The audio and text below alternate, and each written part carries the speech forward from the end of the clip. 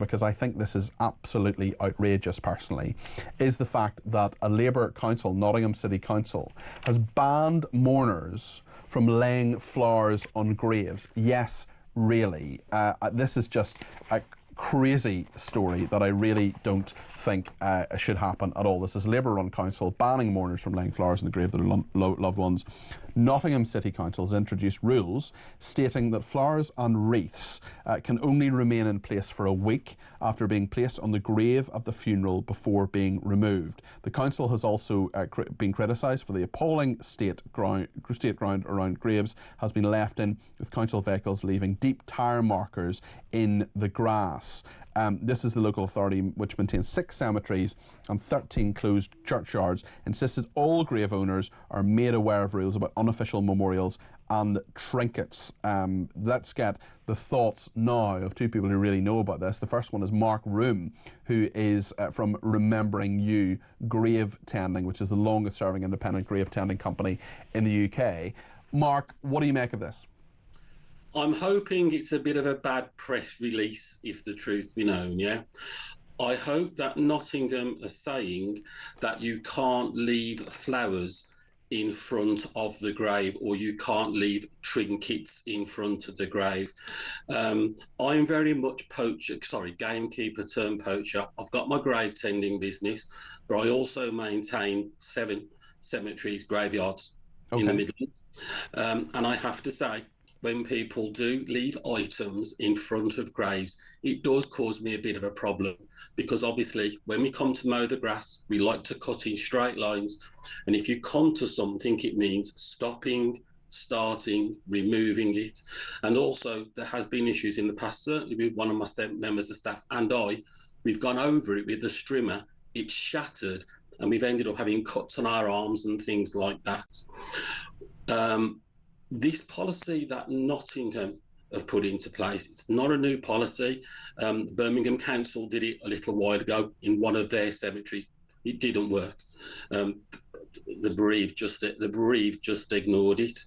What a lot of churchyards, and certainly cemeteries are doing now, they have this policy of not on the grass, but on the grave. So if you have got say a plastic spike, which is like a vase with a spike on the end. I know those ones, yeah. And you put your flowers into it. What we're suggesting is get a plant pot, fill the plant pot with soil, put the spike in the plant pot, and put the whole thing actually on the plinth of the grave. Yeah. So leaving the area in front of the grave. So there's a way around this. Just to give Nottingham City Council their due here, a spokesperson, we don't know if it's a man or a woman, maybe they don't know either. We fully appreciate that this is a sensitive situation, and we have been working with families for a number of years now and discussing options with them. Nottingham City Council says there are 2 types of graves at our cemeteries: traditional graves that can have a headstone and a larger curb set, and lawn graves which only allow headstones or an option for a smaller curb set surround. All grave owners are made aware of the rules about unofficial memorials and trinkets. This information is put in the deed pack, which is issued when a grave is purchased. Plus, there are notices around the site. We work with families with lawn graves to make sure that these grassed areas are kept clear for grounds maintenance all year round. As an active cemetery, daily burials and ongoing grounds maintenance are essential to ensuring a respectful and well-kept environment. This also includes ongoing projects. We are currently creating new grave spaces to accommodate the needs of the community. What do you make of that, Mark? First of all, what they said about the deep tyre tracks in the area, unfortunately, by virtue of what graveyards are, the land is always moving. So, for example, if you have a recent interment and you've got a stone next to it, when you open the one next to it, and they backfill the hole again, the soil is loose, and sometimes the stone next to it can start to leak. Yes, I've seen that, certainly. But I suppose the key point here, Mark, is just that, on an anniversary of my father did it when my grandmother's anniversary. She died a few years ago. You just lay some flowers. Say a little prayer, perhaps, if that's your thing, yep. and head off. And you sort of think that is something that's it's a perfectly reasonable way to remember. Yet here we have Nottingham City Council saying actually it's not. And you're exactly right. If I certainly, I'm a senior contractor for the Lichfield Diocese, and when it comes to Christmas time and wreaths, Christmas in the Christian calendar Of course, yeah. literally only finished on Sunday. Mm-hmm. Sunday just gone, yeah. So we have literally started taking off our Christmas wreaths. Then now we always allow people to lay Christmas wreaths because obviously they're not cutting the grass, yeah. The only other time we allow any type of memorial in the grass is Armistice Day. We can get the little wooden crosses that you push in front. And I wonder what Nottingham City Council thinks of Armistice Day as well. Mark, fascinating talking to you. Mark Room there, remembering you, grave tending. Let's talk to Linda Magistris. She is Chief Executive and founder of the Good Grief Trust. That is the UK's leading bereavement charity, bringing 1,000 charities and support services under one umbrella. You know far better than most people, Linda, that it is incredibly important to grieve. And the way that people often do this is leaving things on graves. What do you make of this? It's absolutely vital, Peter, that the bereaved families are allowed to grieve the way that they want to grieve. You know, we all grieve differently. We're all completely unique.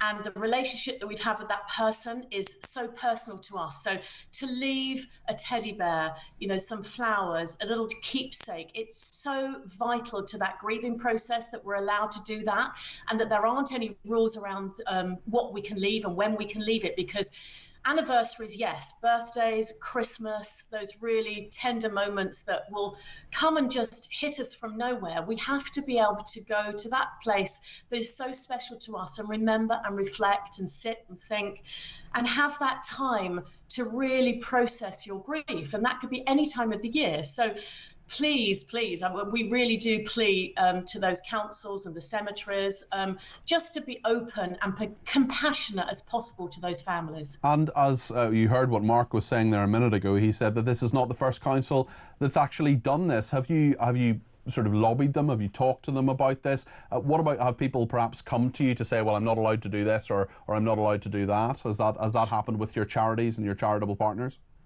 Yes, we have many people who are grieving who come to us with issues around rules and regulations, and we really urge the authorities to understand the impact of grief. When you are grieving, you are in a fog, particularly those early days and weeks and months. And when the funeral is over, it's the only place that you can go that you feel very close to that person who's died. So we have to give respect to those bereaved families. And yes, of course, we have to manage those cemeteries in the best way possible and have the respect to that family and make sure that we have the groundsmen and they look lovely and they are maintained. Because again, the dignity of those families is absolutely paramount, and we have to consider those families going forward. But please get rid of the rules and the regulations and the judgment around grief, because it is a completely unique experience. But just to say, please, if anyone is grieving, Peter, come to the Good Grief Trust, because we can find them support and what we call help and hope in one place. Certainly, and we're very happy to do that and to point people in that direction. I just wonder as well, not so much leaving flowers and teddy bears and things like that, but there are people who say that, you know, graves should look a certain way, that they shouldn't be, as some people would see them, garish or cartoonish. Or, I mean, I remember seeing, for example, a grave of a child who had died at a very, in their almost in infancy, that was done, the gravestone was done almost like a teddy bear. And some people would say that that was perhaps not the most appropriate thing. Other people will say, well, actually, it's lovely. It's a very, very fitting memorial to that child. And this whole debate around this, really, this is about flowers and trinkets and things that people are setting there. But I wonder, with that kind of wider debate, where you stand on that. Again, it's absolutely vital that we make sure that that bereaved family grieves the way that they need to grieve. You know, I mean, we've got friends of ours, for supporters of the charity, who have had coffins that are disco balls. You know, we've had tractors. We have whatever it is that is pertinent and really important to that family, and particularly the person who's died, to respect their wishes in life and also in death. So to have those Linda Nolan recently, the singer from the Nolan sisters, she had a pink coffin. I expect you saw that one.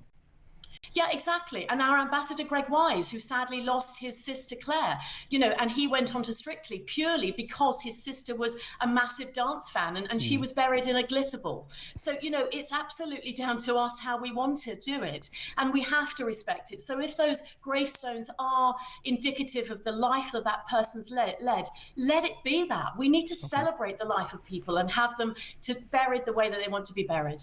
Linda, thank you for your thoughts on that. That's Linda Magistris, who's Chief Executive and founder of the Good Grief Trust. You can go to their website, and if you are suffering with grief, don't forget that you can go to talk.tv/helplines. There are lots of bits of information there in terms of helplines that you can go to, talk.tv/helplines.